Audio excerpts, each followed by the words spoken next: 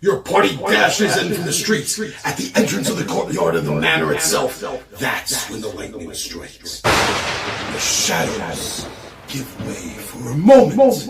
And at the top of the stairs, you see an ogre magi already completing the arc. What's up, nerds and nerdettes and wee little nerdlings all? It's your buddy Big Johnny G for 2 Gun Pixie presents Legendary Gaming. Shut up. Video time blank, because we are not playing Star Wars today, but we do have a recap of what happened with Ron, and we got Sean here, and in a few minutes we're going to have a much larger room for a game of 4 Against Darkness. All right, but so what happened? Well, we successfully turned the shield off, and we're running for our lives.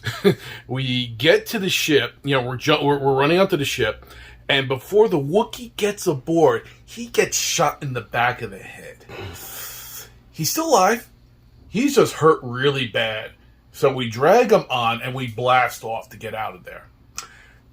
We thought we were in the clear. It was, we're space. Space is safe, right? Right? Big. It's big. Nah, they sent TIE fighters after us. And you know what? The movies made it look so easy to shoot them down. And, and we didn't think they were that tough. And you guys are both arming guns, too. Yeah. Yeah, he was actually piloting the ship, but he had charge of the forward guns. Yeah, and something forward fixed that I could shoot. And I think missiles, too. Yeah. I was actually on the top ion cannon turret. Right. Which I turned around, tried shooting them. Missed. They're tiny targets. Yeah. And then one of them gets like a critical hit, hits the back of the ship, knocks out our rear shields. At that point, it was kind of like, all right, we're not sitting around to fight these guys. Let's just get away.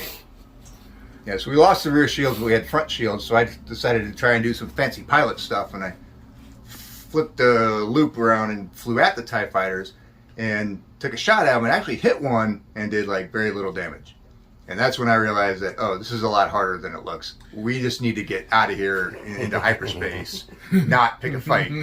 So that's when I just started flying full defensively. Yeah, and that made hitting them absolutely impossible. But you know what? After a couple of tense situations, we did get away. We got into hyperspace. And that got you to Quiveron.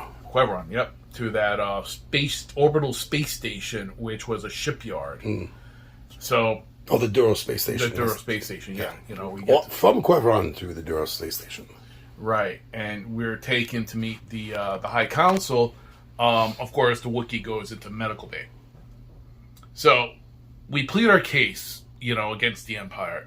Just like, yes, and these guys are bad. You got to do, get with the program. And after some convincing, they're on board. They're like, yeah, the Empire's evil. We have to, join a rebellion to fight against them.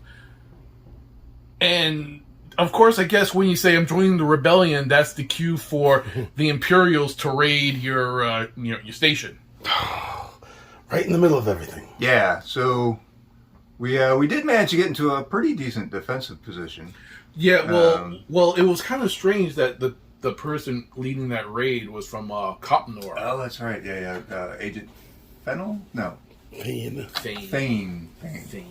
Yes. And he was using his own mercenaries rather than actual like stormtroopers or death troopers So that was kind of sus. Yeah. But anyway, they're going around. They're taking rooms, but we get ourselves into a position where we could defend the room. However, the room just before us that they took over had a bunch of diplomats on it.